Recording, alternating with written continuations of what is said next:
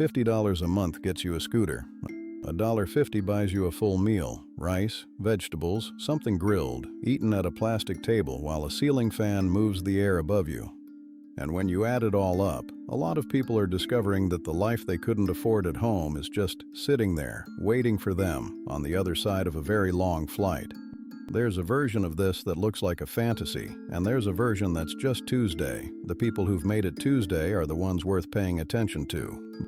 Bali is usually where it starts. The international runway, yoga culture, surf, cafes in Canggu, where half the people at the laptops are from Europe or North America. It can feel almost too comfortable, too easy to slide into without really arriving anywhere new. But then you get on a scooter and ride up into Ubud, and the place changes register.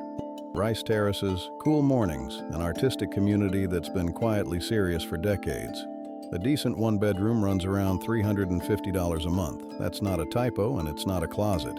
Most people eat at warungs, small family places, no English menu, food made that morning.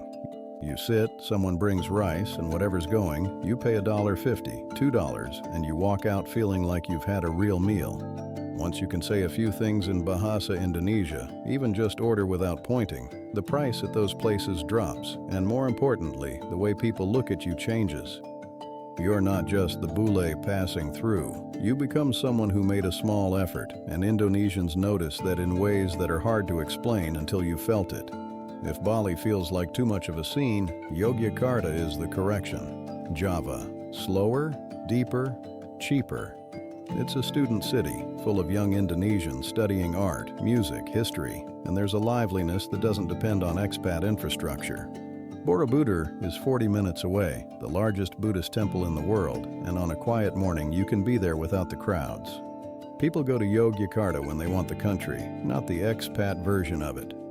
Jakarta is the other end of the spectrum, a capital city in full, relentless motion. The Kemang neighborhood has good restaurants and a functioning international social scene.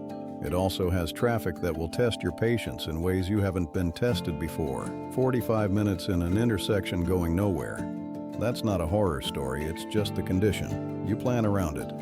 The humidity is also real, not Mediterranean dry heat. The air is heavy, year-round. Most people adjust in a few weeks. Some never fully do. Worth knowing before you commit. The visa situation is manageable, but not simple. A 60-day tourist visa extension runs around $70, and there are longer-term options, but the paperwork moves slowly, and the requirements have a way of changing. Anyone who's navigated an Indonesian government office without any bahasa will tell you it's a different experience from one where you can follow what's happening. That's not a reason to hesitate, just a reason to be less helpless than most arrivals are. What people consistently say they didn't expect is the warmth, not the tourism industry variety, the actual humankind. The neighbor who brings food, the mechanic who charges you fairly when he didn't have to, the genuine interest people take in who you are. It accumulates. After a while, it stops surprising you and starts feeling like the baseline, and then you remember what the baseline felt like before. That's what most people are actually moving toward, even if they frame it as the cost of living. If this has its hooks in you, the video on your screen right now is the one I'd watch next.